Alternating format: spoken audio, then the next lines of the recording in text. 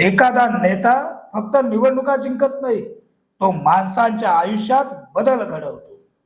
तो रस्ते, पूल, बंदरे, रोजगार, उद्योग, शिक्षण, आरोग्य आणि आत्मविश्वास उभा करतो.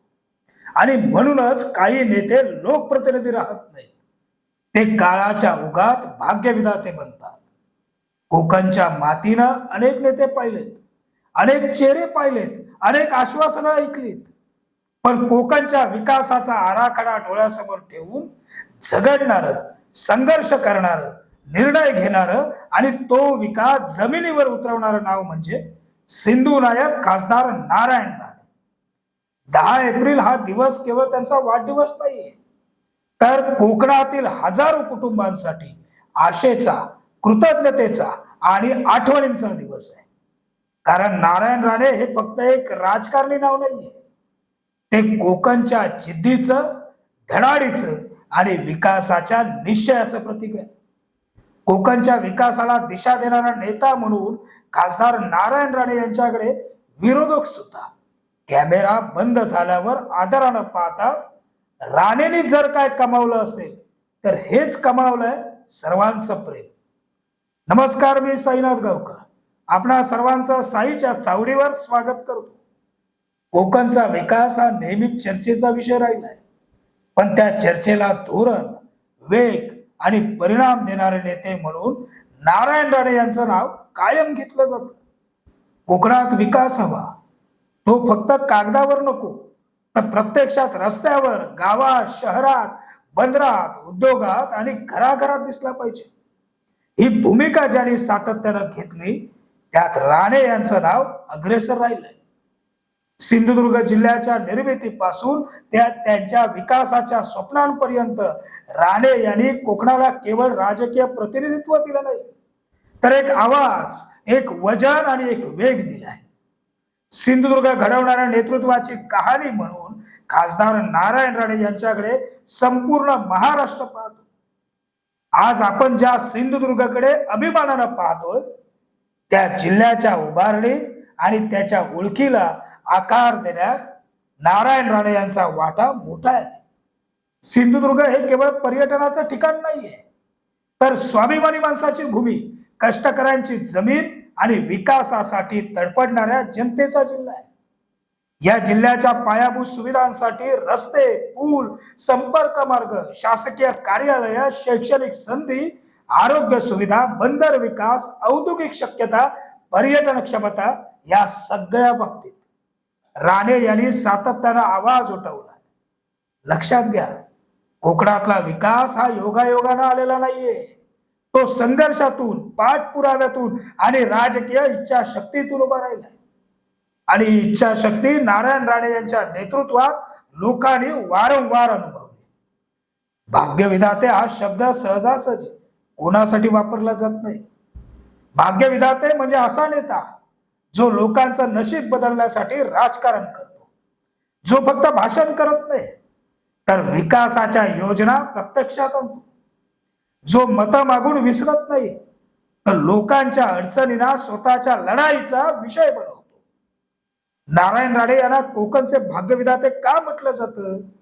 कारण त्यांनी कोकणाला केवळ आश्वासनं दिली नाहीयेत, तर ओळख दिली, दिशा दिली आणि विकासाची भक्कम मानसिकता दिली.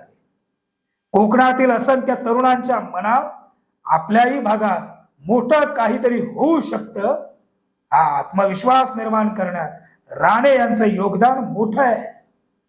ते जिथं उभे राहिले तिथं केवळ राजकारण उभं राहिलं नाही, तर लढण्याची हिंमत उभी राहिली. कणकर नेता पण मनानं कोकण वेडा असलेला नेता संपूर्ण कोकणानं अनुभवलाय. नारायण राणे यांची प्रतिमा अनेकदा कणखर, स्पष्ट वक्ते, भिडस्त आणि निर्णयक्षमशी पाहिली जाते. पण या कठोर बाह्य रूपामागे एक कोकणासाठी झुरणारं मन आहे, जे मन नेहमी कोकणाकडे आकर्षित झालंय. कोकणच्या मातीशी, इथल्या माणसांच्या जगण्याशी, त्यांच्या प्रश्नांशी, त्यांच्या स्वप्नांशी आणि त्यांच्या संघर्षाशी नारायण राणे यांची नाळ घट्ट जोडलेली आहे. कोकणातल्या सामान्य कार्यकर्त्यापासून ते मोठ्या उद्योगाच्या संकल्पनेपर्यंत राणे यांनी प्रत्येक गोष्टीकडे हे आपल्या कोकणासाठी कसं उपयोगी पडेल याच नजरेतून पाहिलंय. आताही त्यांचे दोन्ही सुपुत्र अर्थात नामदार नितेश राणे आणि आमदार निलेश राणे हे देखील कोकणासाठी याच ताकदीनं झगडतानाचं चित्र संपूर्ण कोकण पाहत आहे. आणि म्हणूनच खासदार नारायण राणे अनेकांसाठी फक्त नेता नाहीत, तर आधार, धीर आणि प्रेरणा आहेत. तरुणांसाठी संधी, कोकणासाठी वेग आहेत. कोकणातील सर्वात मोठ्या समस्या कोणत्या? रोजगार, स्थलांतर, उद्योगांची कमतरता आणि मर्यादित संधी. या वास्तवाची जाणीव ठेवून कोकणात उद्योग, रोजगार, गुंतवणूक, पायाभूत सुविधा आणि विकासाच्या संधी निर्माण व्हाव्यात यासाठी सातत्यानं प्रयत्न करणारं नेतृत्व म्हणून नारायण राणे यांचं नाव घेतलं जातं. कारण त्यांना माहिती आहे, कोकणावर प्रेम करणं म्हणजे फक्त निसर्गावर प्रेम करणं नाहीये, तर इथल्या तरुणांना भविष्य देणं आहे. खासदार नारायण राणे यांनी कोकणाला एक वेगळी ओळख दिली आणि एक उभारी दिली. आज कोकणाचा विषय राज्यात किंवा देशात निघाला की इथल्या राजकीय ताकदीत, स्वाभिमानात आणि लढाऊ वृत्तीत नारायण राणे यांचं नाव स्वतंत्रपणे घेतलं जातं. ते अनेक वादळातून गेलेत, अनेक राजकीय टप्पे पार केलेत, अनेक संघर्ष झेललेत, पण कोकणाशी असलेलं त्यांचं नातं कधी ढळलं नाही. सत्ता आली, सत्ता गेली, पद बदलली, समीकरणं बदलली, पण कोकणासाठीची त्यांची धडपड कायम राहिली. या सातत्यामुळे लोकांच्या मनात त्यांच्याबद्दल हा आपला माणूस आहे ही भावना निर्माण झाली. आणि हीच भावना कोणत्याही नेत्यासाठी सर्वात मोठी कमाई असते. वाढदिवस हा केवळ शुभेच्छांचा दिवस नाहीये, कृतज्ञतेचाही आहे.